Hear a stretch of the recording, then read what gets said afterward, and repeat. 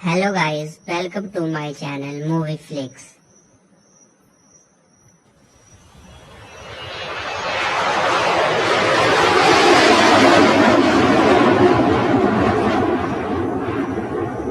England में वो मौका मिल जाता है जिस मौके का उसे सुबह से इंतजार था। वो उसे पीछे से पकड़कर उसके मुंह पर टेप बांध देता है और साथ ही उसके हाथ पैर बांधकर उसे गाड़ी में रखकर यहाँ से निकल जाता है। दरअसल कैथी को उसने किडनैप कर लिया है और अब वो उसे अपने घर ले जा रहा है। रॉबर्ट का घर शहर से बहुत दूर सुनसान इलाके में होता है। वो कैथी को अपने घर में लाकर उसे 10 बाई 10 यानी कि 10 फीट लंबे और 10 फीट चौड़े कमरे में रख देता है। ये कमरा पूरी तरह से साउंड प्रूफ है, साथ ही अगर कोई बाहर से देखे तो उसे पता ही नहीं चलेगा कि यहाँ पर कोई कमरा है। इस कमरे को इसी तरह से बनाया गया था। रॉबर्ट कैथी को वहाँ पर छोड़कर निकल जाता है। कैथी किसी तरह से अपने मुंह की टेप खोल लेती है। वो देखती है कि ऊपर एक वेंटिलेशन विंडो है जहाँ से वो चिल्लाना शुरू कर देती है।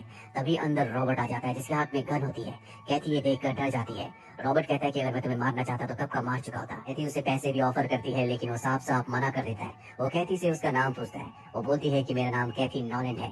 जो सुनकर रॉबर्ट उदास हो जाता है और वहाँ से निकल जाता है। जिसके बाद वो टीवी पर न्यूज देखता है, जिस न्यूज को देखकर उसे बिल्कुल खुशी नहीं होती। इसके बाद वो कैथी के बैग से उसके आई कार्ड को निकालता है, उसके नाम को चेक करता है और अब रॉबर्ट को लगता है कि शायद उसने किसी गलत लड़की को किडनैप कर लिया है। वही कैथी को दिखाया जाता है जिसके हाथ पीछे बंधे हुए होते हैं। वो उसे खोलने की कोशिश करती है लेकिन खोल नहीं पाती। जिसके बाद किसी तरह से वो अपने हाथों को पीछे से आगे ले आती है और जब रॉबर्ट अंदर उसके लिए लंच लेकर आता है तो वो उसके ऊपर हमला कर देती है और इस कमरे से भाग जाती है। लेकिन बाहर जितने भी कमरे होते हैं सबके दरवाजे बंद है, यानी कि इस घर से निकलना इतना आसान नहीं है। वहाँ पर लैंडलाइन भी होता है जिससे वो हेल्पलाइन पर कॉल करने की कोशिश कर ही रही होती है कि रॉबर्ट दूर से गोली चलाकर फोन को डिस्ट्रॉय कर देता है। उसे अब समझ में आ चुका है कि वो यहाँ से इतनी आसानी से नहीं निकल सकती। रॉबर्ट अब डाइनिंग टेबल पर बैठ जाता है जहाँ पर उसने कैथी के लिए लंच भी रखा होता है। वो कैथी से कहता है कि आओ और बैठ जाओ। कैथी वहाँ पर बैठती है। रॉबर्ट के चेहरे पर कोई भी एक्सप्रेशंस नहीं होते। वो सिर्फ कैथी से एक ही बात पूछता है कि तुम्हारा नाम क्या है। कैथी उसे फिर वही जवाब देती है कि मेरा नाम कैथी नॉलन है, जो सुनकर रॉबर्ट को बिल्कुल भी अच्छा नहीं लगता और अब उसे गुस्सा भी आने लगता है। इसीलिए कैथी के ऊपर हमला करने जाता है लेकिन कैथी उसी के ऊपर हमला कर देती है। ये दोनों एक दूसरे से लड़ी रहे होते हैं कि तभी रॉबर्ट के घर की डोरबेल बजती है। दरअसल अब उसके घर पर काम करने वाली लेडी बाहर खड़ी है। रॉबर्ट इसीलिए कैथी को बेहोश करके एक बार फिर से उसी 10 बाई 10 कमरे में वापस रखकर बाहर आ जाता है जहाँ उसके घर पर काम करने वाली लेडी अब अंदर आ चुकी है। वो देखती है कि पूरा घर बिखरा हुआ है, कई चीजें टूटी हुई हैं। रॉबर्ट कहता है कि आज मुझे तुम्हारी जरूरत नहीं है, तुम चले जाओ। वो उससे पूछती है कि घर को क्या हुआ और रॉबर्ट उसकी बात का कोई जवाब नहीं देता। दरअसल वो उस लेडी को छुट्टी देना भूल गया था। उस लेडी के जाने के बाद वो अपने घर को ठीक करता है। साथ ही उसे और कैथी को चोट आई होती है इसीलिए उसके घाव पर मरहम पट्टी करता है। लेकिन कैथी बड़ी चालाकी से उसके मोबाइल को चुरा लेती है और जब रॉबर्ट उसे 10 बाई 10 के कमरे में छोड़कर चला जाता है तो वो उससे पुलिस को कॉल करने की कोशिश करती है। पर यहाँ पर कैथी की किस्मत अच्छी नहीं होती। यहाँ किसी तरह का कोई कवरेज नहीं है। वहीं बाहर रॉबर्ट को दिखाया जाता है जो टीवी पर एक बार फिर से न्यूज देखता है। दरअसल ये एक केस की न्यूज है जो कि एक हॉस्पिटल के खिलाफ चल रहा है, पर पुलिस के पास, कानून के पास हॉस्पिटल के खिलाफ कोई भी सबूत नहीं है, इसीलिए जल्दी केस खत्म हो जाएगा। एक बार फिर से रॉबर्ट कैथी के पास जाता है। वो उससे उसके परिवार के बारे में, उसके पास्ट के बारे में पूछता है। कैथी उसे कई सवालों का जवाब देती है पर रॉबर्ट उसकी बातों पर यकीन नहीं करता। वो कहता है कि मैं तुम्हारे बारे में सब कुछ जानता हूँ, मैं तुम्हारे मुंह से सुनना चाहता हूँ। कैथी समझ जाती है कि अब उसके पास कोई भी रास्ता नहीं है, उसे रॉबर्ट को सब कुछ बताना पड़ेगा।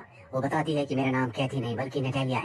मैं पास्ट में एक नर्स थी और मेरी जिंदगी में कुछ ऐसा घटा जिस वजह से मुझे अपना नाम, हुलिया, पहचान सब कुछ बदलना पड़ा। रॉबर्ट कहता है कि मुझे सब कुछ पता है, तुम्हारी एक जुड़वा बहन थी, तुम्हारे पिता ने एक चीयर लीडर के लिए तुम्हारी मॉम को धोखा दिया था। जो सदमा तुम्हारी जुड़वा बहन बर्दाश्त नहीं कर पाई और उसने अपनी जिंदगी खत्म कर ली। तुम्हारी जुड़वा बहन का नाम कैथी था और उसी के नाम से तुम अब रह रही हो। उसके बाद रॉबर्ट वहाँ से निकल जाता है और टीवी पर अपनी फैमिली की फुटेज देखता है। रॉबर्ट की गोद में एक बच्चा होता है जो देखकर साफ साफ पता चलता है कि रॉबर्ट का ही बच्चा है। वही हमें कैथी यानी कि नटेलिया को दिखाया जाता है जिसके पास अब भी रॉबर्ट का मोबाइल है और वो उस मोबाइल से पुलिस को कॉल करती है और मोबाइल को विंडो के पास ले जाती है। इस बार पुलिस को कॉल लग जाता है। पुलिस को अपना नाम और रॉबर्ट की कार के बारे में बताती है लेकिन किस्मत एक बार फिर से उसका साथ नहीं देता। इससे पहले कि वो पुलिस को और भी डिटेल्स देती, कवरेज कम होने की वजह से फोन डिस्कनेक्ट हो जाता है। वहीं रॉबर्ट एक बार फिर से कैथी यानी कि नटेलिया के पर्स को चेक करता है। वो देखता है कि उसमें फोन नहीं है। वो समझ जाता है कि फोन उसी के पास है, इसीलिए उसके कमरे में आता है और उससे फोन वापस हासिल करके उसके फोन को डिस्ट्रॉय कर देता है। और अब रॉबर्ट उससे साफ साफ पूछता है कि तुम कौन से हॉस्पिटल में नर्स थी। वो कहती है कि एंजल्स नर्स में। रॉबर्ट कहता है कि आज से कुछ साल पहले वहाँ पर तुम्हारी ऑब्जर्वेशन में 3 पेशेंट्स की मृत्यु हो गई थी, जिसका केस आज भी चल रहा है। हालांकि हॉस्पिटल वाले साबित करने की कोशिश कर रहे हैं कि वो नेचुरल डेथ थी, लेकिन मैं जानता हूँ कि हॉस्पिटल की वजह से उनकी डेथ हुई थी और उन 3 लोगों में एक मेरी वाइफ भी थी। दरअसल रॉबर्ट जिस केस को बार बार टीवी पर, न्यूज पर देख रहा होता है वो यही केस होता है जो आज भी चल रहा है। नैटेलिया कहती है कि इसमें मेरी कोई भी गलती नहीं है, अगर मेरी गलती होती तो आज मैं जेल में होती, मैं आजाद नहीं होती।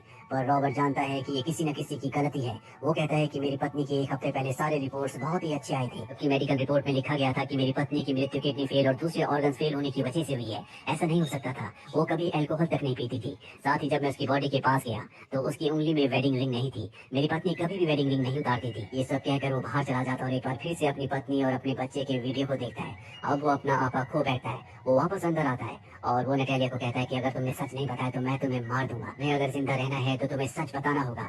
नैटेलिया पूरी तरह से डर जाती है और वो एक्सेप्ट करती है कि मैंने ही तुम्हारी पत्नी और बाकी 2 पेशेंट्स को मारा था। रॉबर्ट पूछता है कि तुमने ऐसा क्यों किया। नैटेलिया बताती है कि जब मैं छोटी थी तो मेरे पिता हमें छोड़कर चले गए थे, जिसके बाद सोसाइटी ने हमें आउटकास्ट कर लिया। उसके बाद मेरी सिस्टर ने अपनी जिंदगी खत्म कर ली और तब से मुझे ऐसे लोगों से नफरत हो गई जो अपने चाहने वाले अपने परिवार वालों को धोखा देते हैं। मैं हॉस्पिटल में जब नर्स थी तो वहाँ तुम्हारी पत्नी को एडमिट किया गया था। जल्दी मुझे पता चल गया कि तुम्हारी पत्नी का एक्स्ट्रा मैरिटल अफेयर है, वो तुम्हें धोखा दे रही है। इस बात को मैं बर्दाश्त नहीं कर पाई। मुझे अपनी जिंदगी का अतीत याद आ गया, इसीलिए मैंने उसे मार दिया। दूसरे पेशेंट जिसको मैंने मारा उसकी 2 पत्नियां थी, ये भी मुझे गलत लगा। तीसरी पेशेंट जिसे मैंने मारा था वो दरअसल पुलिस को झूठ बोलती थी कि उसने जो अपने पति से एलिमनी ली है उसके लिए वो उसे टॉर्चर करता है। और इसी तरह से मैंने 3 पेशेंट्स को मार दिया, पर मेरे खिलाफ कुछ भी साबित नहीं हो पाया, इसीलिए मुझे जेल नहीं हुई। रॉबर्ट ये जानकर पूरी तरह से हैरान और परेशान होता है कि उसकी वाइफ उसे चीट कर रही थी, उसका किसी और के साथ अफेयर था। वो इस बात पर बिल्कुल भरोसा नहीं करना चाहता, इसीलिए उस जगह से बाहर आ जाता है और एक बार फिर से रिकॉर्डेड वीडियोस को देखना शुरू कर देता है। और वीडियो की एक क्लिप में देखता है कि उसकी पत्नी को किसी का कॉल आता है।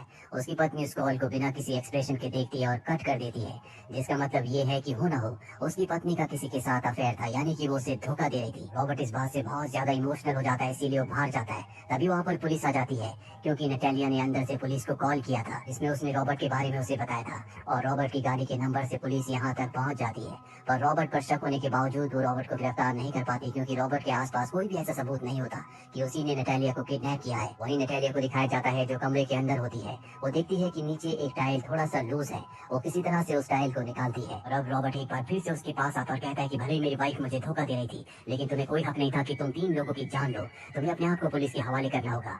नैटेली कहती है कि मैं अब पुलिस के हवाले अपने आप को नहीं करूंगी, मेरा नाम कैथी है और मेरी जिंदगी खुशहाल है। और तभी उसने जो टाइल निकाली होती है उससे रॉबर्ट के ऊपर हमला कर देती है, उसे जख्मी करके वहाँ से बाहर निकल जाती है। रॉबर्ट भी उसका पीछा करते हैं, दोनों के बीच में हाथापाई होती है और अब नैटेलिया के हाथ में उसकी गन लग जाती है। और तभी रॉबर्ट की जो मेड उसके घर में काम करने वाली लेडी होती है, रॉबर्ट की बेटी के साथ घर वापस आ जाती है और नैटेलिया रॉबर्ट की मेड को गोली मार देती है, जिससे उसकी मृत्यु हो जाती है।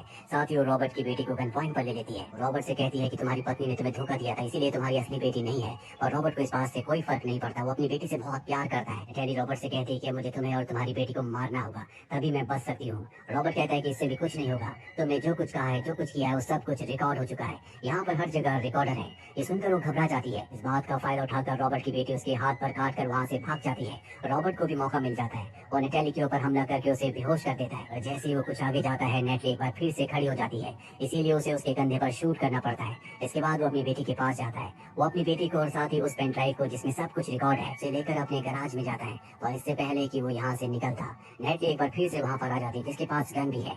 वो उस गन से उसे शूट करती है, पर उसकी किस्मत अच्छी होती है कि गन में गोलियां नहीं होती। और एक बार फिर से रॉबर्ट और नैटेली के बीच में हाथापाई होना शुरू हो जाती है। मौके का फायदा उठाकर रॉबर्ट की बेटी यहाँ से भाग जाती है और तभी यहाँ नैटेली को दिखाया जाता है, जिसने रॉबर्ट को पूरी तरह से ओवर पावर कर दिया है। पर इससे पहले कि वो उसे मारती, रॉबर्ट बड़ी चालाकी से गैराज के दरवाजे को शटर को नीचे डाउन कर देता है, जिससे नैटेली उसमें दबकर बेहोश हो जाती है। इसके बाद रॉबर्ट की बेटी भी घर से बाहर आ जाती है। दरअसल वो पुलिस को कॉल करने के लिए गई थी और अपने पिता के गले लग जाती है। अब यहाँ पर पुलिस भी आ चुकी है और रॉबर्ट के पास नैटेली के खिलाफ सारे सबूत हैं कि उसी ने हॉस्पिटल में 3 लोगों को मारा था, जिससे उसे अब सजा होगी। इसी के साथ ही फिल्म की कहानी यहीं पर खत्म हो जाती है। उम्मीद करते हैं कि ये कहानी आपको पसंद आई हो।